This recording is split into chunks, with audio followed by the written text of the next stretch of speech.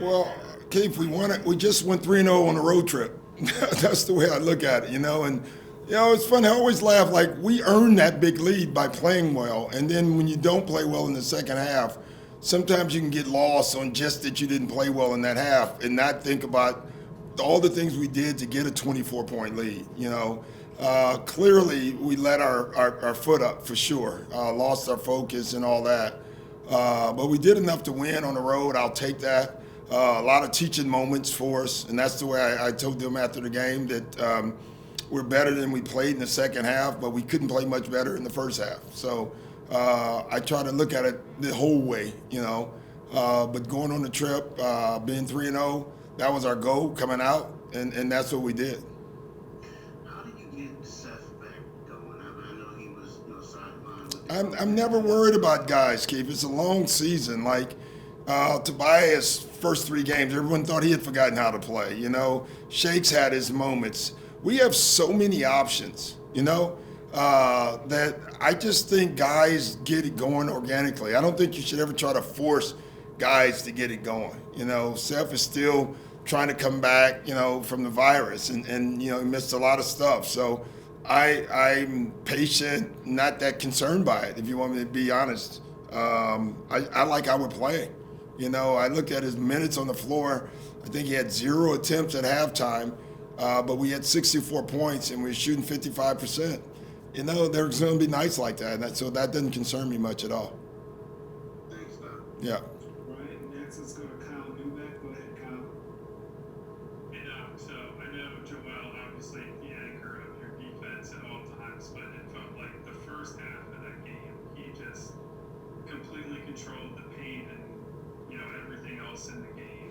Yeah, I thought him and Ben. I thought Ben on Gordon Hayward, was just his defense was dominating, and so when you have those two out on the floor with their size, it allows our other guys to really be good as well. And so that stretch in the first quarter was as good as we can play defense. There was not like they were missing shots. There wasn't a lot of shots to be had.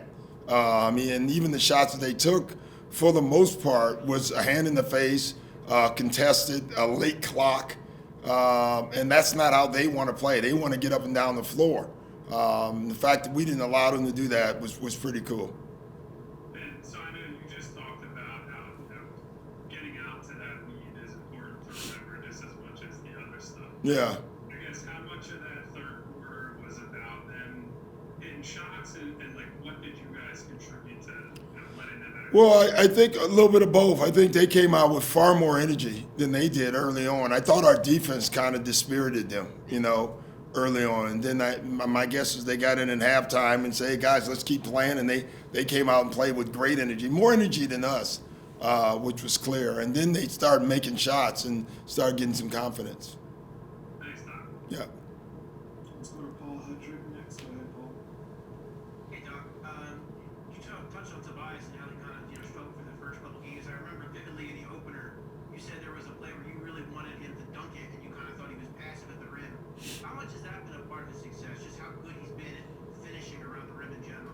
Yeah, I think, Paul, a lot of it is he's gotten back to the way we used to have him when I was in L.A. with quick decisions, straight line, decisive basketball. When he's a decisive player, he's really good. When he gets himself in those indecisive moments, you can literally see him where he's hesitating with the ball, dancing with the ball. That's just not him. But when he makes quick decisions, decisive, goes downhill with the power that he has, he's a force, and he's been doing that. Thanks, Doc. All right, let's go to Kai Carlin next. Go ahead, Kai. Hey, Coach. It kind of seemed like early on you were able to have Ben post up a little bit. Yeah. He had success both scoring and also setting up his teammates. Is that something that you would like to see Ben do a lot more of going forward? Yeah, I mean, we're adding it in for sure. And we come out of a lot of timeouts doing it. He's such a great passer, and it puts, they were switching, and we knew that before the game. We talked about it before the game that they were going to switch. I think the first play of the game they switched, he had a point on him. And we go, and then you got to pick your poison. If you double team Ben, you're asking for trouble with his passing ability. And what he's doing now is scoring down there. So it's a great benefit for us. And then when it comes to Joel, there were a couple times where it looked like he was just getting deep post position. Yeah. Early on. Is that something you're kind of emphasizing with him? Yeah, the deep duck ins off of movement. You know, we got so much movement on the weak side. You know, the big is over helping on that side. The next thing you know, he's ducked in on by Joel. And once Joel ducks in on you, there's no recovery for that. You're not getting back around on the other side of him. He does a great job. Thanks, Coach. All right, let's go to Lauren Rosen next. Go ahead. Hey Doc, when the starters all play together, they're now 12-0. What do you think it is about this group, despite two of them being brand new to the rest, that's making them so successful this early on? Well, I think the one thing is that group defensively, they have moments where they can be dominating. And then I think offensively, obviously, when you play through Joel and set up your offense and then play through Ben's speed, with the shooting around those guys, I would say that's probably the reason. All right, next we're going to go to Sean Barnard. Go ahead, Sean. Yeah, hey Doc. Shake had a little bit of a scare there early on. Is there any word on what's going on with that? That he's all good? Yeah, he's good. I don't know. I was scared. I'll tell you that. I thought it was his knee when he did it. But they checked him out. Their doctor checked him out.